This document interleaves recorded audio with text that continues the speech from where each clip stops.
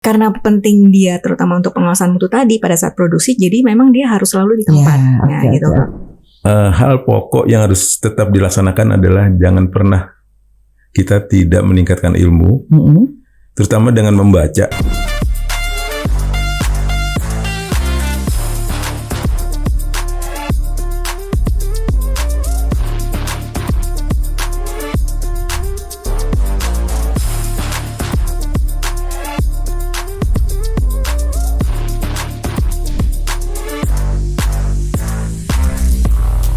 Hai, selamat datang kembali Positive People. Apa kabarnya hari ini? Gak kerasa ya udah masuk ke episode 4 aja. Dan tentunya seru banget pembahasan hari ini. And again tentunya ada Cika Audika yang bakal nemenin para Positive People hingga nanti diskusi kita selesai. So sebelum teman-teman gabung dan lihat ini kira-kira mau bahas apa ya, sebenarnya udah terbocor sih dari judulnya. Tapi biar makin ke highlight, kita akan membahas mengenai penanggung jawab teknis harus in charge dalam kontrak produksi kosmetik. Nah, sebelum saya memperkenalkan narasumber hari ini, jangan lupa untuk follow dulu di Instagram dan TikTok kami di @waskos.bepom dan tentunya di Facebook serta YouTube biar gak kalah dan gak ketinggalan. Subscribe dulu di Direktorat Pengawasan Kosmetik. Nah, hari ini saya nggak sendirian, tentunya ada dua narasumber kece-kece yang ganteng dan juga cantik yang udah standby dan udah ready banget dari tadi. Ada Pak Budi selaku Ketua Umum Pengurus Pusat PAVI. Selamat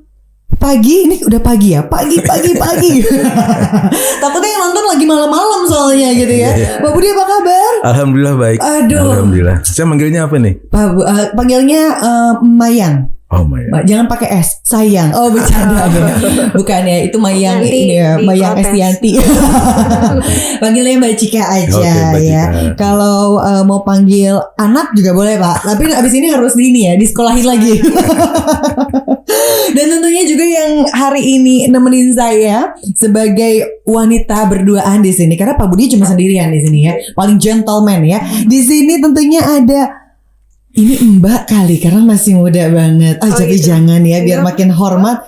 Bu Yuri, halo ya, Bu Yurita. Selamat pagi. Bu Yurita ini sebagai Ketua Tim Penyusunan Standar Kosmetik, betul Bu? Betul banget. Aduh, ini jauh-jauh dari Bepom ke sini. Nggak jauh lah. Oh nggak jauh, deket. Rumahnya yang jauh ya ke sini ya? Lumayan kalau dari rumah.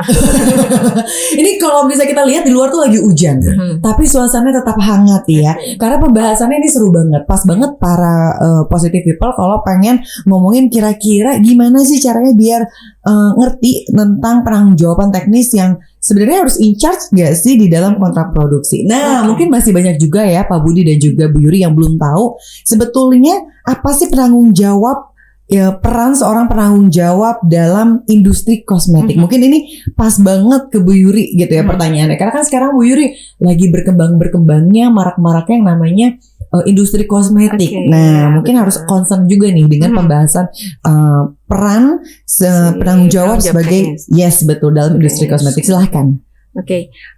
Untuk penanggung jawab teknis sebenarnya ini orang yang bertanggung jawab di bagian produksi di industri kosmetik.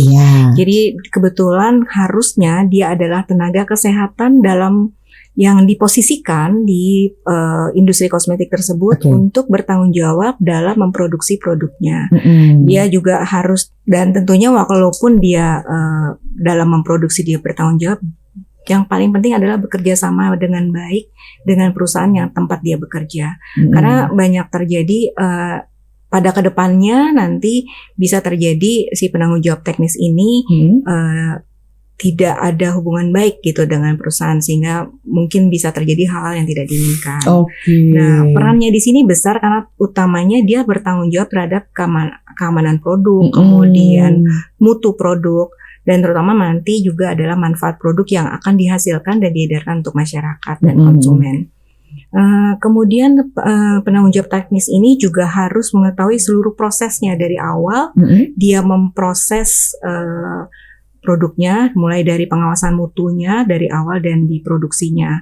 Kemudian bertanggung jawab terhadap penanganan keluhan. Jadi nanti pada saat produknya diedarkan, misalnya terjadi keluhan dari masyarakat atau konsumen, dia juga harus tanggung jawab kenapa ya produk saya terjadi keluhan terhadap konsumen tersebut. Dia itu harus bertanggung jawab terhadap keluhan tersebut.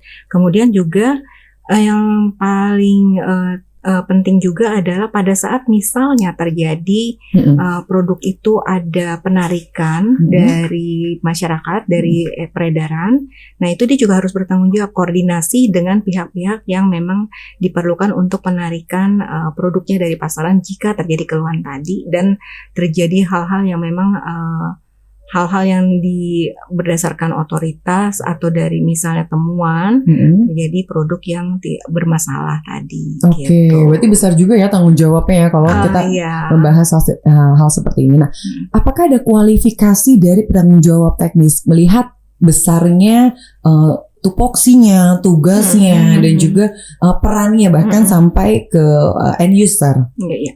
Kalau untuk industri kosmetik, kebetulan di industri kosmetik kan dibagi dua. Ada industri kosmetik golongan A, nah ini kualifikasinya harus memiliki apoteker sebagai penanggung jawab teknis.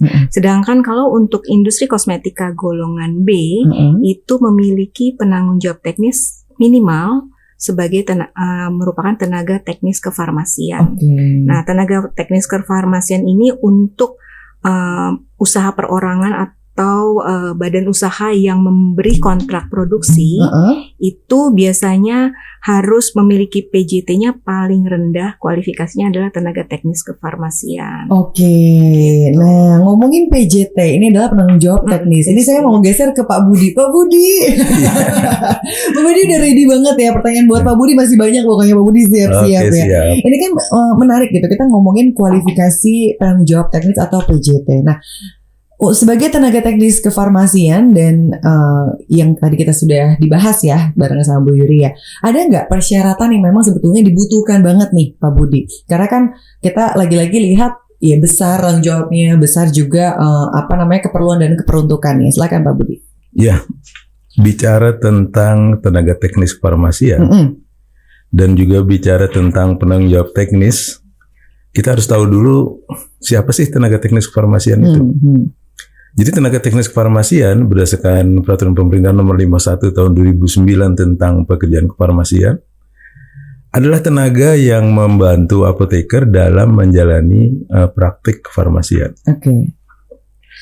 Nah, kata membantu ini dahulu dikenal sebagai asisten, asisten apoteker. Artinya dia bukan orang yang melakukan praktek kefarmasian atau pekerjaan kefarmasian secara mandiri. Namun kata membantu ini tidak absolut.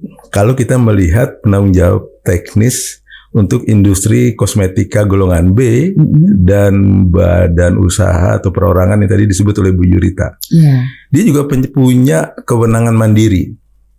Jadi kewenangan mandiri itu salah satunya sebagai penanggung jawab industri kosmetika golongan B, lalu di badan usaha atau perorangan yang sepakat membuat kontrak produksi dengan industri kosmetika yang telah memiliki izin. Dan juga kalau kita bicara di luar kosmetik, dia boleh menjadi penanggung jawab usaha kecil obat tradisional, usaha mikro obat tradisional, dan penanggung jawab toko obat. Nah, terkait dengan topik kita hari ini tentang penanggung jawab teknis di produksi kosmetik, maka tenaga teknis kefarmasian itu yang terdiri atas sarjana farmasi, ahli media farmasi, dan analis farmasi. Nah, dua terakhir ini adalah jenjangnya adalah jenjang vokasi diploma 3.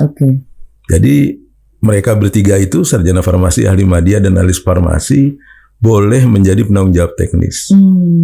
Namun persyaratannya adalah tentu ada persyaratan yang sifatnya administratif, namun memiliki risiko hukum. Dia harus memiliki surat tanda registrasi, lalu surat izin praktek kalau dia sudah bekerja, dan juga harus membuat pernyataan dia harus bekerja penuh waktu atau full time.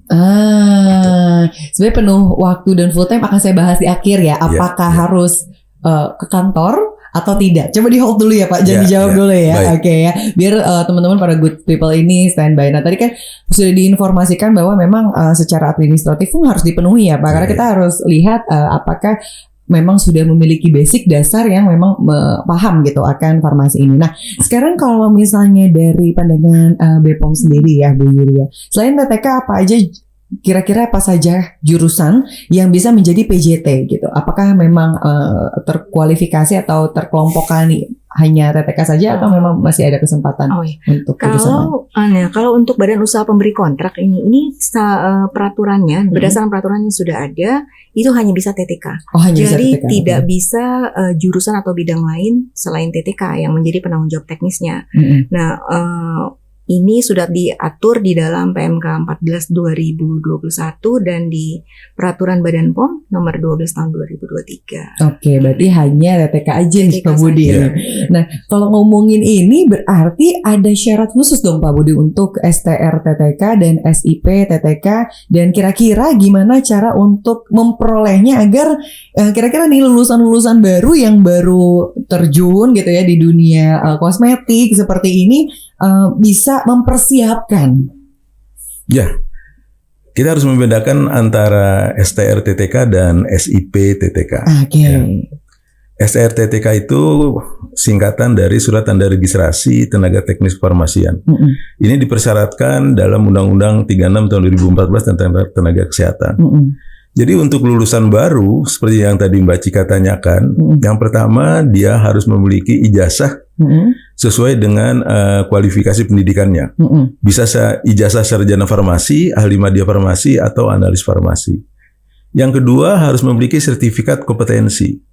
Sertifikat kompetensi ini bentuk lulusan baru diperoleh manakala mereka lulus uji kompetensi secara nasional, yang insya Allah tahun ini akan dilakukan di bulan Agustus dengan kepanitiaan dari Kemendikbud berupa panitia uji kompetensi nasional tenaga kesehatan. TTK bagian dari tenaga kesehatan. Lalu yang berikutnya persyaratannya adalah harus memiliki surat pernyataan telah melakukan pernyataan sumpah atau janji sebagai TTK profesi. Kenapa harus punya atau dia ambil sumpahnya? Karena mereka dalam melakukan praktek atau pekerjaannya itu terikat dengan kewajiban harus menyimpan rahasia kefarmasian. Kalau di sini rahasia kefarmasian. Jadi dalam industri kosmetika golongan B itu ada rahasia kefarmasian. Apakah itu berupa intellectual property right atau terkait dengan rahasia dagang yang dia harus simpan itu sepanjang hayat. Lalu berikutnya adalah dia harus membuat surat pernyataan akan mematuhi etika profesi. Nah, etika profesi ini adalah kode etik ahli farmasi Indonesia yang saat ini saya menjadi ketua umumnya, itu ada kode etiknya. Sebagai organisasi profesi yang mewadahi mereka, tentu ini adalah aturan internal yang harus mereka taati. Betul. Di samping aturan eksternalnya adalah harus mematuhi ketentuan peraturan undang-undangan yang menjadi dasar dia melakukan pekerjaan atau prakteknya itu. Nah, itu tidak ada peran dari organisasi profesi untuk memperoleh STR TTK tadi. Karena prosesnya sudah difasilitasi oleh Konsil Tenaga Kesehatan Indonesia. Di awal bulan Maret tahun ini bisa dilakukan permohonannya melalui aplikasi secara elektronik. Jadi lebih mudah ya Pak ya? Sangat mudah, sangat mudah. Yang penting kita tidak gagap teknologi. Betul. Jadi namanya itu adalah elektronik STR TTK. Jadi persyaratan yang tadi itu dia buat dalam bentuk dokumen PDF biasanya tuh ya. PDF nanti diunggah atau diupload. Nah itu kalau persyaratannya lengkap, tentu ada penambahan persyaratan, pas foto 4x6, latar belakang warna merah, lalu KTP. Nah KTP ini nanti NIK-nya itu akan menjadi database, jadi tidak boleh dia memegang 2 atau lebih itu. Dan di situ cara otomatis akan terkontrol. Berarti hingga saat ini memang udah banyak cara-cara yang lebih mudah dan efektif. Yang penting persyaratannya full ya Pak ya? Harus dipenuhi STR-TTK itu. Dipenuhi, oke. Karena kalau tidak memiliki STR-TTK itu berdasarkan ketentuan Undang-Undang Nakes dan juga Undang-Undang Kesehatan 36 2009, berarti dia tidak memiliki kewenangan dan itu ada ancaman pidananya loh. Yaitu pidana denda paling tinggi 100 juta rupiah.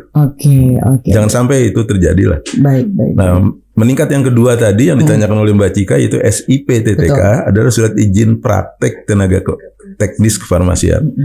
Manakala dia sudah praktek atau bekerja yang tadi disebut oleh Bu Yurita, di industri kosmetika golongan B atau di badan usaha yang membuat kontrak produksi, maka dia harus segera mengurus SIP-nya itu.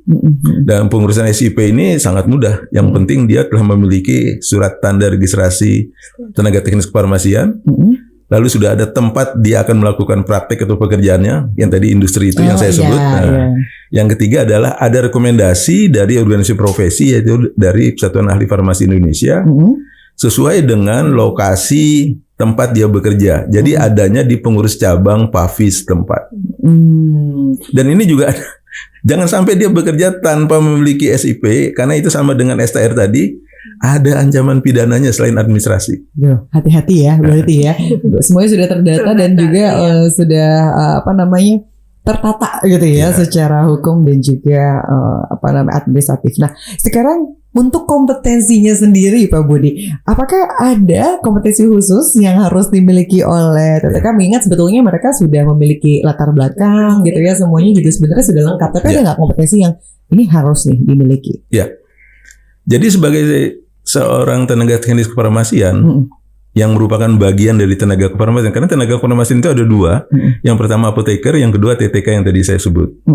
Nah, tenaga kefarmasian dalam melakukan pekerjaan kefarmasian, saya sering menggunakan istilah pekerjaan dan praktek, karena PP-nya masih pekerjaan, PP 51, namun undang-undang sudah menyebutkan praktek kefarmasian. Dalam melakukan praktek kefarmasian, tenaga kefarmasian itu wajib menerapkan standar kefarmasian. Nah, standar kefarmasian ini diatur dalam PP 51. Standar kefarmasian itu ada 3. Bergantung kepada di mana dia melakukan prakteknya itu. Kalau di fasilitas pembuatan, standarnya adalah cara pembuatan yang baik. Atau kalau pakai bahasa Jawa, GMP, Good Manufacturing Practices. Nah, kalau di fasilitas distribusi, GDP, Good Distribution Practices. Karena di distribusi ini umumnya yang diatur adalah obat, maka istilahnya adalah CDOB, cara distribusi obat yang baik. Sedangkan kalau di pelayanan, itu adalah standar pelayanan kefarmasian, apakah itu di apotik, puskesmas, klinik, atau instalasi farmasi rumah sakit, dan toko obat.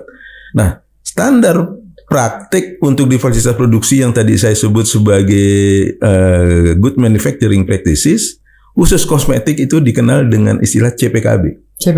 Cara pembuatan kosmetika yang baik atau cara pembuatan kosmetik yang baik. Jadi TTK yang ingin menjadi penanggung jawab teknis dari industri kosmetika golongan B atau tadi badan usaha yang menjalin kontrak produksi dengan industri kosmetik yang telah memiliki izin, mau tidak mau dia harus menguasai pedoman CPKB ini, khususnya atau minimal berdasarkan Permenkes 1175 tahun 2010 itu adalah mengenai higiene dan sanitasi. Nah, itu nanti kalau industrinya sudah memenuhi persyaratan itu, dia akan memperoleh sertifikat pemenuhan aspek. Harus dibedakan berdasarkan standar usaha dan produk pada perizinan berbasis risiko sektor obat dan makanan. Dulu sertifikat itu hanya satu, yaitu sertifikat CPKB. Sekarang dibagi 2.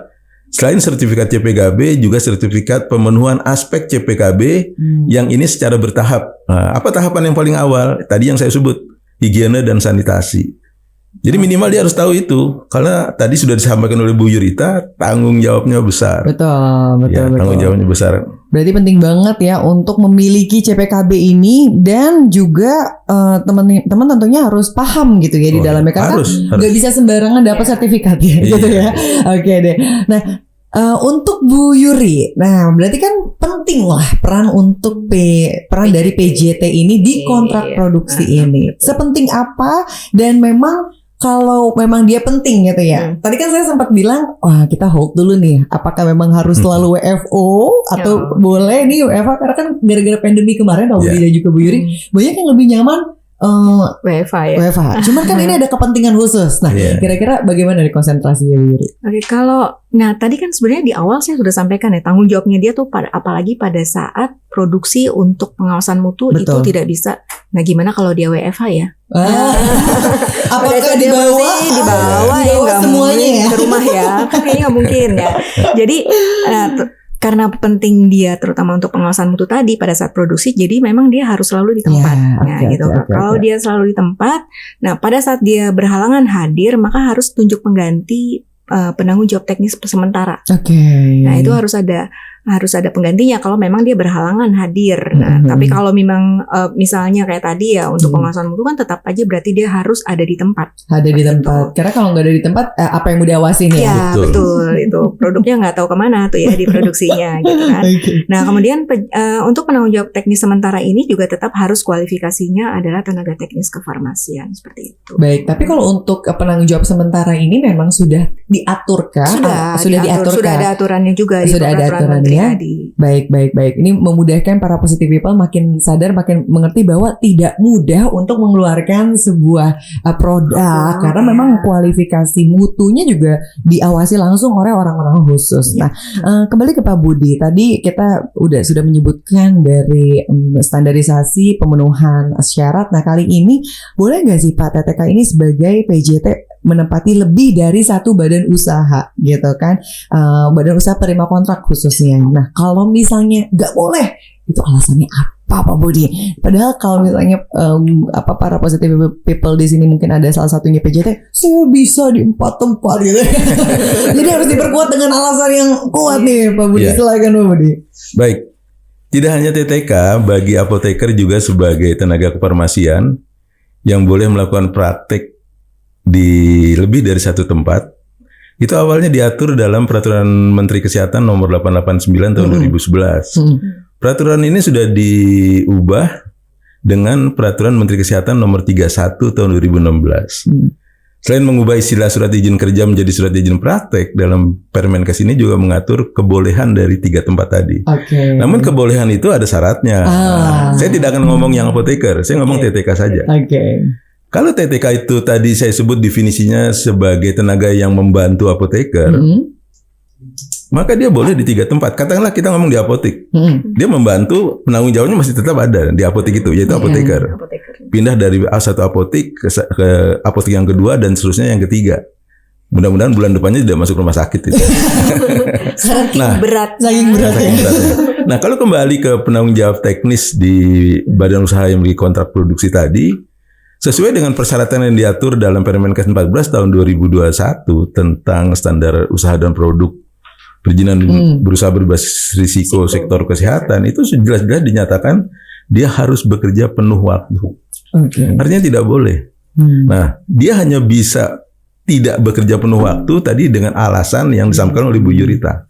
Misalnya dia mendadak sakit, harus mengantar istrinya melahirkan ke rumah sakit dan sebagainya. Tapi itu tuh ada catatannya, harus ada penggantinya dengan level yang setara.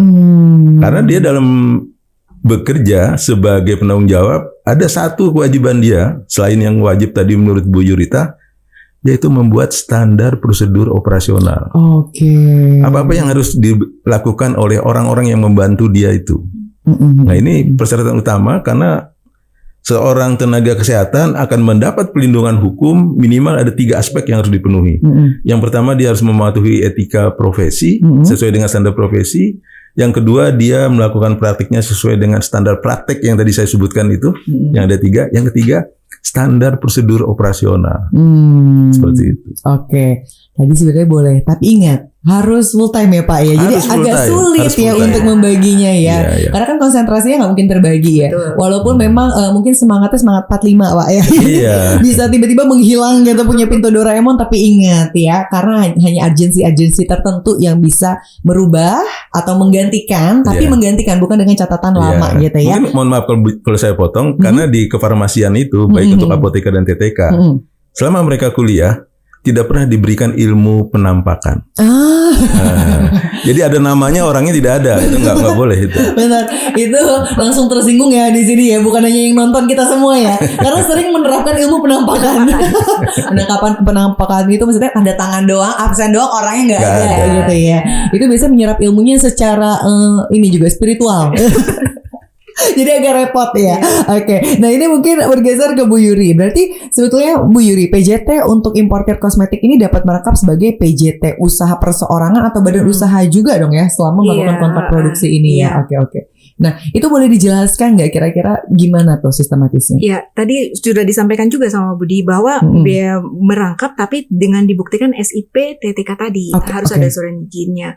Namun dengan catatan ya, kalau berhalangan tetap saja harus ada PJT sementara yang menggantikan dia sementara waktu saja. Oke. Nah, saya penasaran juga ketika ada sebuah perseorangan atau ada badan yang ternyata mereka tidak mereka melakukan sebuah kontrak produksi tapi mereka tidak memiliki PJT. Nah, ini apa nih tindakan yang harus kita lakukan? Apakah ada sebuah tindakan keras atau dimulai dari peringatan? Karena biasanya BPOM itu memberikan surat cinta, Pak. Tapi nggak boleh dibaperin karena kan surat cinta tuh kadang-kadang bikin baper ya, gitu ya. Kira-kira gimana Bu Yuri untuk pandangannya seperti ini? Ya, tadi kan seperti tadi Mbak Cika sampaikan, kalau itu dia sudah tidak punya PJT, padahal harus dia produksi, tapi dia masih terus produksi. Nah, padahal kualifikasinya, maksudnya persyaratannya dalam industri itu dia harus ada pengawasan mutunya terhadap produk itu. Berarti kan dia melanggar. Nah, tentu saja kalau melanggar ini sudah ada sanksi dalam peraturan-peraturan tadi.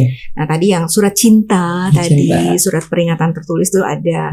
Mungkin masih 1-2 kali itu, tapi yang pasti produk yang tadi dia produksi pada saat PJT-nya tidak ada, nah itu dipertanyakan nih keamanannya, mutunya. Jadi sehingga setelah diberikan peringatan tertulis, bisa terjadi juga diberikan sanksi larangan memproduksi untuk sementara waktu sampai dia ada PJT-nya, gitu kan. Karena kasusnya misalkan itu anggaplah PJT-nya hilang gitu, nggak ada ya. Tapi kalau berarti dia nggak boleh produksi kan? Walaupun dengan alasan urgency, misalkan tiba-tiba PJT-nya nggak ada kabar atau ya PJT-nya kan tadi harus mengangkat PJT sementara tadi. Boleh, gitu ya. Berarti tetap PJT-nya kalau satu orang doang ini lumayan rodi ya, para ini ya pembuat industri kosmetik atau penggiatnya. Jadi memang PJT harus ada backup-annya gitu ya. Berarti harus ada penghentian sementara.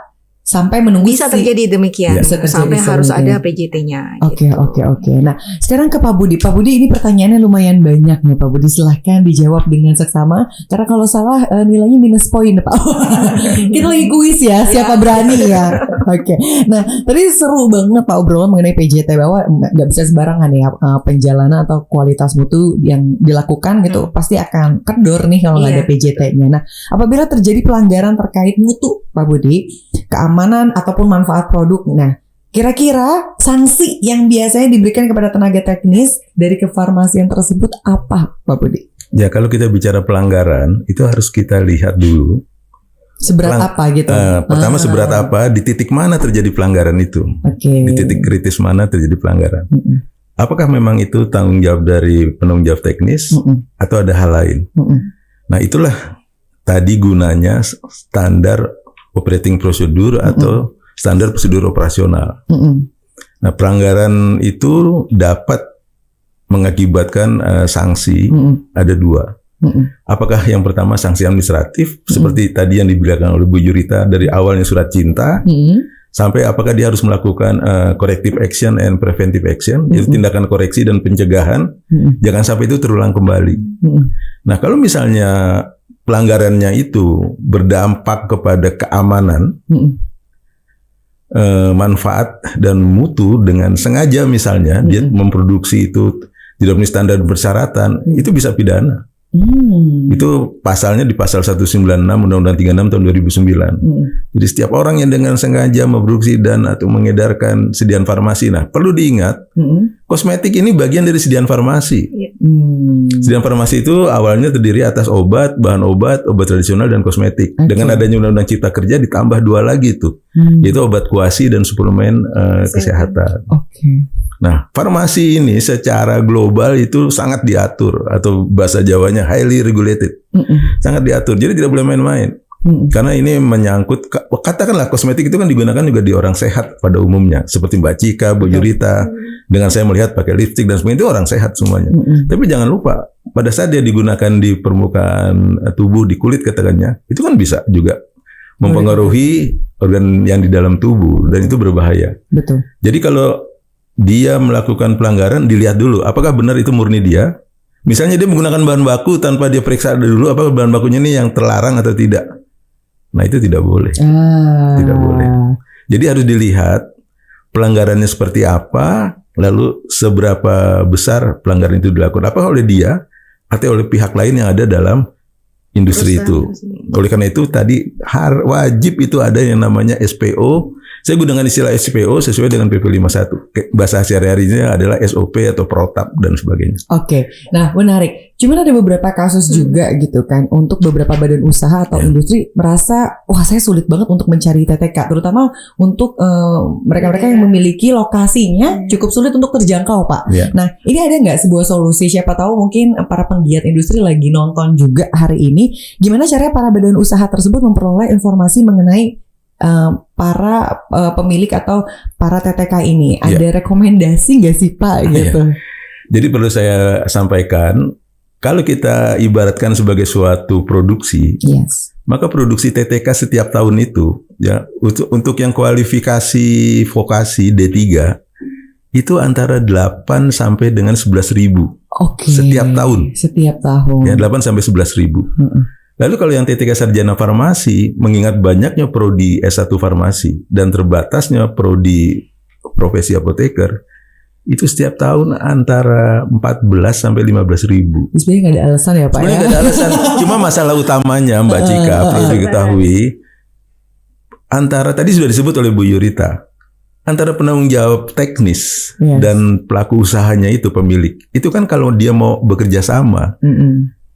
Berdasarkan hukum perdata, mohon maaf saya sebut hukum perdata, itu harus ada kesepakatan untuk dituangkan dalam suatu perjanjian. Nah, ada perjanjian ini ada hak dan kewajiban. Nah, kalau dia harus bekerja penuh waktu, full time, tentunya kan dia juga punya hak untuk dibayar imbalan dan jasanya itu sesuai dengan apa kewajiban dia. Jangan sampai karena bahasa andil-andil full time jadi 24 jam ya. Nah, itu. Mungkin kalau saya menganggapnya kesepakatan ini yang belum ada. Kalau tenaganya saya rasa udah cukup melimpah. Cukup melimpah ya. Mungkin itu yang harus digarisbawahi ya, begitu ya Bu Yuri dan juga tentunya Pak Budi. Nah, sekarang mungkin dari Pavi sendiri nih ya Pak ya, dari Pavi sendiri kira-kira ada nggak program yang dilakukan untuk mengembangkan kompetensi dari TTK ini, terutama yang akan menjadi PJT? Nah, ini mungkin bisa diinformasikan, silakan Pak. Jadi Persatuan Ahli Farmasi Indonesia itu punya kegiatan yang untuk meningkatkan pengetahuan dan keterampilan bagi anggotanya. Ini yang disebut sebagai CPD. Continuous Professional Development, jadi pendidikan berkelanjutan. Karena pada saat dia lulus, itu yang tadi disebut surat tanda registrasi itu berlaku 5 tahun. Dan setelah 5 tahun, itu harus diperpanjang. Dengan cara berarti dia mengikuti seminar-seminar, webinar, ya. Nah, salah satu materi dari seminar webinar itu adalah terkait dengan pembuatan kosmetik.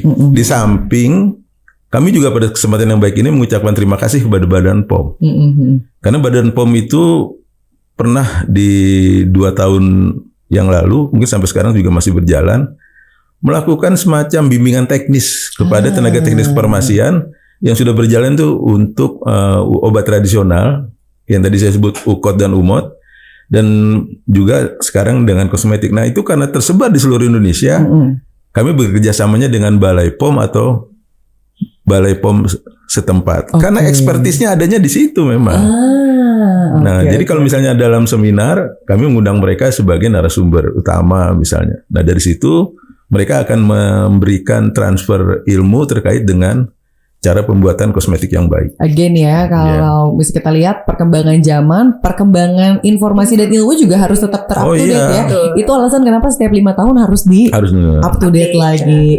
Luar biasa loh. Gak kerasa loh, ini pertanyaannya sudah habis, tapi saya tetap pengen dengar mungkin closing statement dari kedua narasumber kita yang luar biasa ini mengenai tema kita hari ini, yang dimana tentunya akan sangat bermanfaat untuk teman-teman. Boleh ajakan, boleh seruan, dan juga tentunya semangat untuk para penggiat industri biar tetap fokus dan juga memperhatikan penanggung jawab teknis tentunya dalam kontrak produksi. Mungkin boleh dimulai dari Pak Budi, selanjutnya Bu Yuri. Ya, bagi teman sejawat saya, tenaga teknis kefarmasian, hal pokok yang harus tetap dilaksanakan adalah jangan pernah kita tidak meningkatkan ilmu, terutama dengan membaca. Ya, membaca. Sekarang tadi sudah disebut ini era digital. Semuanya sudah ada kok di gadget kita. Jadi kalau dahulu disebut carilah ilmu sampai ke negeri Cina, kita nggak usah jauh-jauh ke negeri Cina. Kita gunakan aja HP yang hampir 99,9% adalah buatan Cina. Nah, jadi udah ada di sini. Nah, itu ya prinsipnya adalah baca. Betul. Kalau tidak tahu, tanya ke teman yang lebih tahu. Ya. Nah, oleh karena itu jangan pernah lelah untuk selalu belajar terus. Wow, Jangan pernah lelah untuk belajar terus. Karena sekarang sudah banyak ruang, terus juga fasilitas yang bisa memenuhi kita untuk menambah ilmu. Terakhir Bu Yuri, kira-kira apa yang ingin disampaikan biar teman-teman langsung, saya ini sepertinya setelah ini gitu kan. Tadi kan kalau sama Pak Budi, saya harus langsung belajar gitu ya. Kalau Bu Yuri kira-kira apa? Saya mau melanjutkan ininya dari Pak Budi. Ini janjian ya, jangan-jangan ya. Baru keluar, jadi keluar karena terpicu dari Pak Budi. Ya, jadi kalau Pak Budi tadi bilang jangan lupa sering terus belajar, dan saya menghimbau teman-teman TTK yang untuk mau jadi PJT, jangan lupa, jangan malu bertanya.